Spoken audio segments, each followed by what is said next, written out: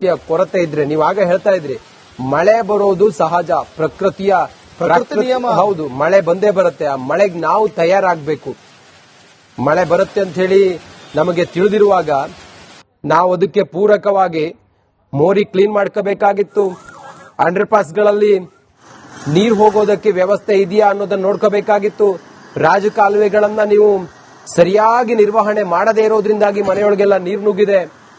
GBA ವ್ಯಾಪ್ತಿಯಲ್ಲಿ ಬರುವಂತ ಆ ಮರ ಗಿಡಗಳಿದ್ವಲ್ಲ, ಆ ಮರ ಗಿಡಗಳ ರೆಂಬೆ ಕೊಂಬೆಗಳನ್ನ ಕಟ್ ಮಾಡಬೇಕಾಗಿತ್ತು. ಇವತ್ತೆಲ್ಲ ಅಷ್ಟು ಹಾನಿಯಾಗಿ ಅಲ್ಲಿ ಮರ ಬಿದ್ದು ಇಲ್ಲಿ ಹಂಗೆ ಹಿಂಗೆ ಆಯ್ತಲ್ಲ, ಅದನ್ನ ಮಾಡಬೇಕಾಗಿತ್ತು. ಏನೂ ಮಾಡದೆ, ಏನೂ ಸಿದ್ಧರಾಗದೆ ಇರೋದೇ ಇದಕ್ಕೆ ಕಾರಣ. ರಂಜಿತ್, ಇನ್ನೊಂದು ಇಂಪಾರ್ಟೆಂಟ್ ವಿಚಾರ ಏನು ಅಂತಂದ್ರೆ, ಬೇಕಾಬಿಟ್ಟಿ ಕೇಬಲ್ಗಳನ್ನ ಹಾಕಿರೋದು, ಬೇಕಾಬಿಟ್ಟಿ ವೈರ್ಗಳು. ನೀವು ನೋಡ್ಬೇಕು, ಬೆಂಗಳೂರಿನಲ್ಲಿ ಆ ಮರ ಗಿಡಗಳಿರುವಂತ ಮೇಲ್ಗಡೆ ಒಂದ್ಸಲ ಕಣ್ಣಾಯಿಸಿ ತರ ನೋಡಿ, ಯಾವ್ಯಾವ ಕೇಬಲ್ಗಳವು, ಯಾಕೆ ಅವನ್ನೆಲ್ಲ ಹಾಕಿದ್ದಾರೆ, ಏನ್ ಅಷ್ಟೊಂದು ಹಾಕಿದ್ರು ಕೂಡ ಓಕೆ, ಅದರಿಂದ ಯೂಸ್ಫುಲ್ ಇದ್ರು ಕೂಡ ಅದನ್ನ ಯಾವ ರೀತಿಯಾಗಿ ಹಾಕಬೇಕು, ಟೆಕ್ನಿಕಲಿ ಹೆಂಗ್ ಹಾಕಬೇಕು, ಅದು ಏನೂ ಇಲ್ಲ. ನಾನು ನೋಡ್ತಾ ಇದ್ದೀನಿ, ಮರ ಬಿದ್ದಿದೆ, ಆ ವೈರ್ ಮೇಲೆ ಬಿದ್ದಿದೆ. ಆ ಮರ ಯಾರಾದ್ರೂ ಮುಟ್ಟಿದ್ರು ಅಂತಂದ್ರೆ ಕರೆಂಟ್ ಶಾಕ್ ಅಲ್ಲೇ ಆಯ್ತಲ್ಲ. ಎರಡು ಘಟನೆ ಕರೆಂಟ್ ಶಾಕ್ ಹೊಡೆದೇ ಇಬ್ರು ಡೆತ್ ಆದ್ರು. ಆಮೇಲೆ ನಿನ್ನೆ ನಾನು ಏನ್ ಪ್ರಾಬ್ಲಮ್ ಶೂಟ್ಗೆ ಅಂತ ಹೋಗಿದ್ದೆ, ಅಲ್ಲೊಂದು ಸ್ಲಮ್ ಹತ್ರ ಇದೆ, ಅಲ್ಲಿ ಗಾಳಿ ಬಂತು ನೋಡಿ, ಕಂಪ್ಲೀಟ್ ಶೀಟ್ ಗಳೆಲ್ಲ ಎದ್ದೋಯ್ತು. ಆಮೇಲೆ ಮೀಟರ್ ಬೋರ್ಡ್ ನಲ್ಲಿ ಬೆಂಕಿ ಕಾಣಿಸ್ಕೊಡ್ತು. ಈ ರೀತಿ ಮಕ್ಕಳು ಮರಿ ಎಲ್ಲ ಓಡಾಡ್ತಾ ಇದಾವೆ. ಬೆಸ್ಕಾಂ ನಿರ್ಲಕ್ಷ್ಯ, ಆಮೇಲೆ ರಸ್ತೆ ಗುಂಡಿ ನಿರ್ಲಕ್ಷ್ಯ, ಜಿಬಿಎ ನಿರ್ಲಕ್ಷ್ಯ, ಕಂಪ್ಲೀಟ್ ಆಗಿ ನಿರ್ಲಕ್ಷ್ಯ. ಅಂದ್ರೆ ನಾನು ಮತ್ತೆ ಮತ್ತೆ ಒತ್ತಿ ಹೇಳ್ತಾ ಇದ್ದೀನಿ, ರಿಪೀಟ್ ಆದ್ರೂ ಸರಿಯೇ. ಉದಾಹರಣೆಗೆ ಈಗ ಏನ್ ದೃಶ್ಯ ಬರ್ತಾ ಇದೆಯಲ್ಲ, ಕೇರ್ ಸರ್ಕಲ್, ಅದೇ ಬೆಸ್ಟ್ ಎಕ್ಸಾಂಪಲ್ ನಿಮಗೆ. ಆ ಘಟನೆ ಆದ್ಮೇಲೆ ಬಂದು ಟೇಪ್ ತಗೊಂಡು ಏನ್ ಹಂಗೆ ಅಳತೆ ಹಾಕಿದ್ದು ಸರ್ವೆ ಮಾಡಿದ್ದು. ಆದ್ರೆ ಸೊಲ್ಯೂಷನ್ ಮಾತ್ರ ಮಾಡ್ಲೇ ಇಲ್ಲ, ಟೈಮ್ ಇತ್ತು. ಅಲ್ಲ, ಈಗ ನಾವು ಹೇಳಿದೀವಿ KR ಸರ್ಕಲ್ ಇತ್ತಲ್ಲ, ಅಂಡರ್ ಪಾಸ್ ಇವತ್ತು ಹಿಂಗಾಗಿದೆ. 2024ರಲ್ಲಿ ಒಬ್ರು ಡೆತ್ ಆಗಿದ್ದಾರೆ. 2027ಕ್ಕೆ ಬರ್ದಿಟ್ಕೊಳ್ಳಿದೀವಿ. ನೀವು ಬರ್ದಿಟ್ಕೊಳ್ಳಿ ಬೇಕಾದ್ರೆ. KR ಸರ್ಕಲ್ ನ ಅಂಡರ್ ಪಾಸ್ ನಲ್ಲಿ ಹೀಗೆ ನೀರು ತುಂಬುತ್ತೆ. ಯಾರೋ ಗೊತ್ತಿಲ್ಲದವ್ರು ಬಂದ್ರೆ ಅಲ್ಲೇ ಮುಳುಗಿ ಸತ್ತೋಗ್ತಾರೆ. ಕೊರತೆ ಇದ್ರೆ ನೀವಾಗ ಹೇಳ್ತಾ ಇದ್ರಿ ಮಳೆ ಬರೋದು ಸಹಜ, ಪ್ರಕೃತಿಯ ನಿಯಮ. ಹೌದು, ಮಳೆ ಬಂದೇ ಬರುತ್ತೆ. ಆ ಮಳೆಗೆ ನಾವು ತಯಾರಾಗಬೇಕು. ಮಳೆ ಬರುತ್ತೆ ಅಂತ ಹೇಳಿ ನಮಗೆ ತಿಳಿದಿರುವಾಗ ನಾವು ಅದಕ್ಕೆ ಪೂರಕವಾಗಿ ಮೋರಿ ಕ್ಲೀನ್ ಮಾಡ್ಕೋಬೇಕಾಗಿತ್ತು. ಅಂಡರ್ ಪಾಸ್ಗಳಲ್ಲಿ ನೀರು ಹೋಗೋದಕ್ಕೆ ವ್ಯವಸ್ಥೆ ಇದೆಯಾ ಅನ್ನೋದನ್ನ ನೋಡ್ಕೋಬೇಕಾಗಿತ್ತು. ರಾಜಕಾಲುವೆಗಳನ್ನ ನೀವು ಸರಿಯಾಗಿ ನಿರ್ವಹಣೆ ಮಾಡದೇ ಇರೋದ್ರಿಂದಾಗಿ ಮನೆಯೊಳಗೆಲ್ಲ ನೀರು ನುಗ್ಗಿದೆ. ಜಿಬಿಎ ವ್ಯಾಪ್ತಿಯಲ್ಲಿ ಬರುವಂತ ಆ ಮರ ಗಿಡಗಳಿದ್ವಲ್ಲ, ಆ ಮರ ಗಿಡಗಳ ರೆಂಬೆ ಕೊಂಬೆಗಳನ್ನ ಕಟ್ ಮಾಡಬೇಕಾಗಿತ್ತು. ಇವತ್ತೆಲ್ಲ ಅಷ್ಟು ಹಾನಿಯಾಗಿ ಅಲ್ಲಿ ಮರ ಬಿದ್ದು ಇಲ್ಲಿ ಹಂಗೆ ಹಿಂಗೆ ಆಯ್ತಲ್ಲ, ಅದನ್ನ ಮಾಡಬೇಕಾಗಿತ್ತು. ಏನೂ ಮಾಡದೆ, ಏನೂ ಸಿದ್ಧರಾಗದೆ ಇರೋದೇ ಇದಕ್ಕೆ ಕಾರಣ. ರಂಜಿತ್, ಇನ್ನೊಂದು ಇಂಪಾರ್ಟೆಂಟ್ ವಿಚಾರ ಏನು ಅಂತಂದ್ರೆ, ಬೇಕಾಬಿಟ್ಟಿ ಕೇಬಲ್ಗಳನ್ನ ಹಾಕಿರೋದು, ಬೇಕಾಬಿಟ್ಟಿ ವೈರ್ಗಳು. ನೀವು ನೋಡ್ಬೇಕು, ಬೆಂಗಳೂರಿನಲ್ಲಿ ಆ ಮರ ಗಿಡಗಳಿರುವಂತ ಮೇಲ್ಗಡೆ ಒಂದ್ಸಲ ಕಣ್ಣಾಯಿಸಿ ತರ ನೋಡಿ, ಯಾವ್ಯಾವ ಕೇಬಲ್ಗಳವು, ಯಾಕೆ ಅವನ್ನೆಲ್ಲ ಹಾಕಿದ್ದಾರೆ, ಏನ್ ಅಷ್ಟೊಂದು ಹಾಕಿದ್ರು ಕೂಡ ಓಕೆ, ಅದರಿಂದ ಯೂಸ್ಫುಲ್ ಇದ್ರು ಕೂಡ ಅದನ್ನ ಯಾವ ರೀತಿಯಾಗಿ ಹಾಕಬೇಕು, ಟೆಕ್ನಿಕಲಿ ಹೆಂಗ್ ಹಾಕಬೇಕು, ಅದು ಏನೂ ಇಲ್ಲ. ನಾನು ನೋಡ್ತಾ ಇದ್ದೀನಿ, ಮರ ಬಿದ್ದಿದೆ, ಆ ವೈರ್ ಮೇಲೆ ಬಿದ್ದಿದೆ. ಆ ಮರ ಯಾರಾದ್ರೂ ಮುಟ್ಟಿದ್ರು ಅಂತಂದ್ರೆ ಕರೆಂಟ್ ಶಾಕ್ ಅಲ್ಲೇ ಆಯ್ತಲ್ಲ. ಎರಡು ಘಟನೆ ಕರೆಂಟ್ ಶಾಕ್ ಹೊಡೆದೇ ಇಬ್ರು ಡೆತ್ ಆದ್ರು. ಆಮೇಲೆ ನಿನ್ನೆ ನಾನು ಏನ್ ಪ್ರಾಬ್ಲಮ್ ಶೂಟ್ಗೆ ಅಂತ ಹೋಗಿದ್ದೆ, ಅಲ್ಲೊಂದು ಸ್ಲಮ್ ಹತ್ರ ಇದೆ, ಅಲ್ಲಿ ಗಾಳಿ ಬಂತು ನೋಡಿ, ಕಂಪ್ಲೀಟ್ ಶೀಟ್ ಗಳೆಲ್ಲ ಎದ್ದೋಯ್ತು. ಆಮೇಲೆ ಮೀಟರ್ ಬೋರ್ಡ್ ನಲ್ಲಿ ಬೆಂಕಿ ಕಾಣಿಸ್ಕೊಡ್ತು. ಈ ರೀತಿ ಮಕ್ಕಳು ಮರಿ ಎಲ್ಲ ಓಡಾಡ್ತಾ ಇದಾವೆ. ಬೆಸ್ಕಾಂ ನಿರ್ಲಕ್ಷ್ಯ, ಆಮೇಲೆ ರಸ್ತೆ ಗುಂಡಿ ನಿರ್ಲಕ್ಷ್ಯ, ಜಿಬಿಎ ನಿರ್ಲಕ್ಷ್ಯ, ಕಂಪ್ಲೀಟ್ ಆಗಿ ನಿರ್ಲಕ್ಷ್ಯ.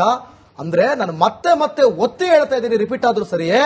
ಉದಾಹರಣೆಗೆ ಈಗ ಏನ್ ದೃಶ್ಯ ಬರ್ತಾ ಇದೆಯಲ್ಲ, KR ಸರ್ಕಲ್, ಅದೇ ಬೆಸ್ಟ್ ಎಕ್ಸಾಂಪಲ್ ನಿಮಗೆ. ಆ ಘಟನೆ ಆದ್ಮೇಲೆ ಬಂದು ಟೇಪ್ ತಗೊಂಡು ಏನ್ ಹಂಗೆ ಅಳತೆ ಹಾಕಿದ್ದು ಸರ್ವೆ ಮಾಡಿದ್ದು.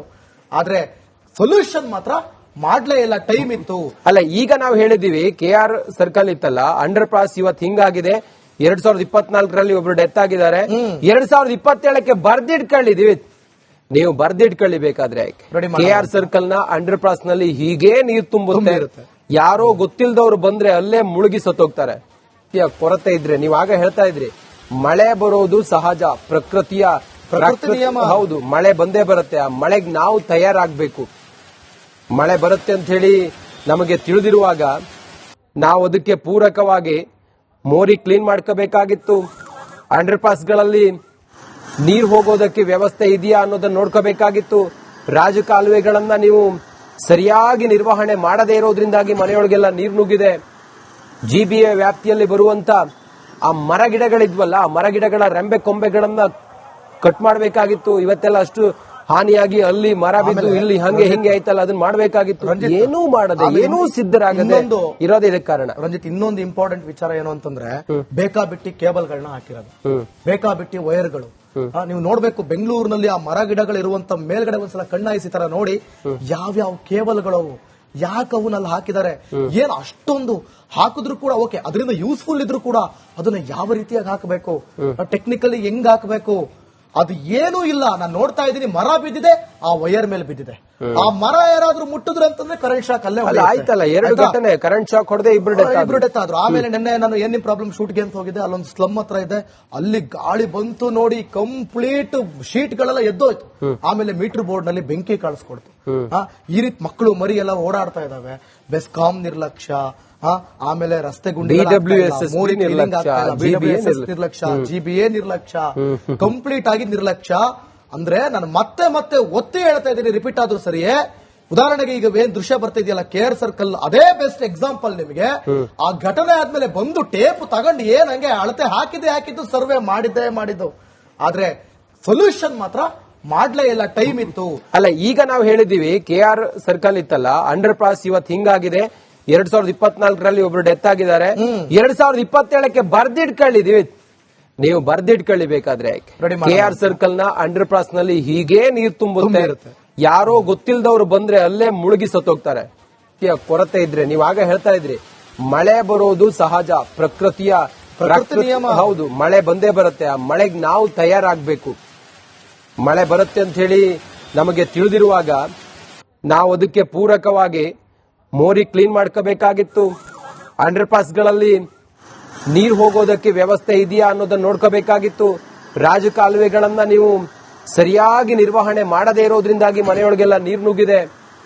GBA ವ್ಯಾಪ್ತಿಯಲ್ಲಿ ಬರುವಂತ ಆ ಮರ ಗಿಡಗಳಿದ್ವಲ್ಲ, ಆ ಮರ ಗಿಡಗಳ ರೆಂಬೆ ಕೊಂಬೆಗಳನ್ನ ಕಟ್ ಮಾಡಬೇಕಾಗಿತ್ತು. ಇವತ್ತೆಲ್ಲ ಅಷ್ಟು ಹಾನಿಯಾಗಿ ಅಲ್ಲಿ ಮರ ಬಿದ್ದು ಇಲ್ಲಿ ಹಂಗೆ ಹಿಂಗೆ ಆಯ್ತಲ್ಲ ಅದನ್ನ ಮಾಡ್ಬೇಕಾಗಿತ್ತು.